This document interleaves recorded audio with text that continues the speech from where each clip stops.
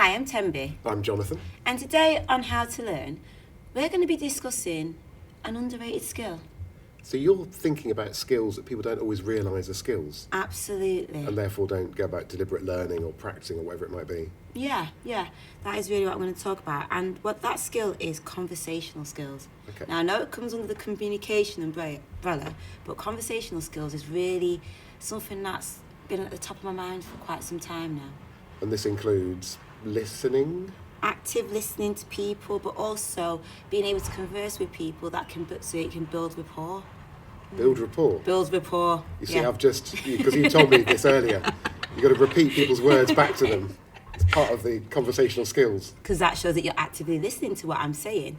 I mean, when I've been speaking to some people, I found that they're nodding, they're maintaining eye contact, but then their response is completely off topic to what I was talking about. So I'm thinking, we're not having a conversation now. Either you've inspired them to go off on a completely different topic, or they weren't actually listening. They weren't listening. Right, less charitably.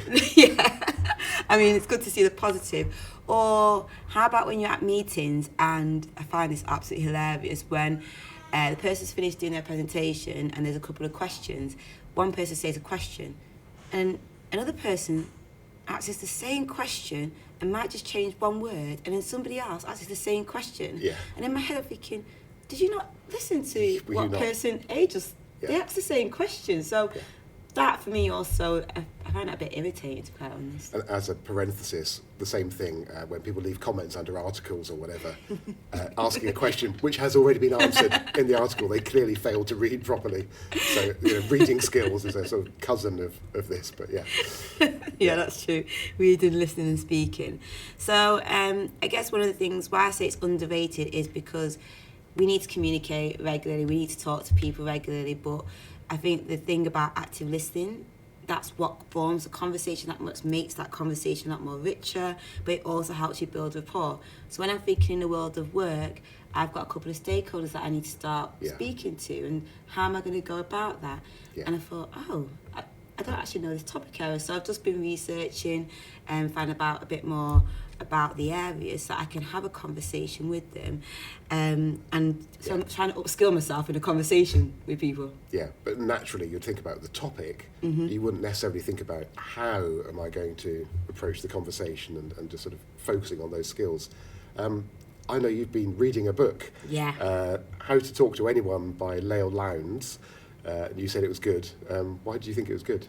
Because it's the how. There's 92 tips in there about different scenarios in how to carry a conversation from small talk to asking for directions. But it's really about mastering that non-verbal communication, building rapport with people.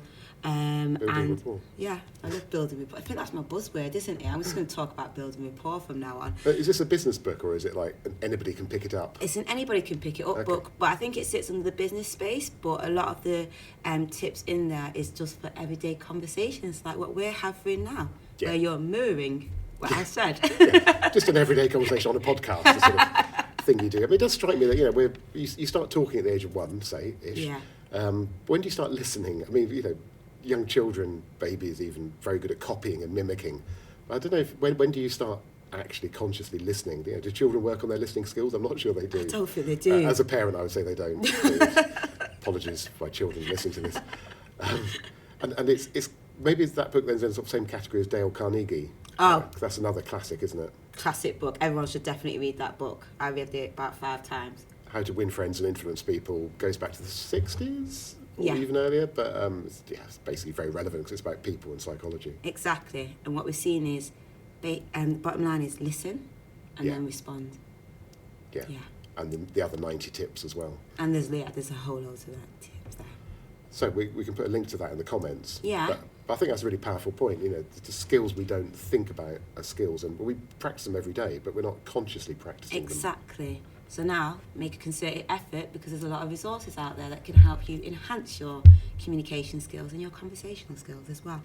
Brilliant. Become a better talker with How to Learn. That's really, really interesting. Thank you, and thanks for listening. Thank you.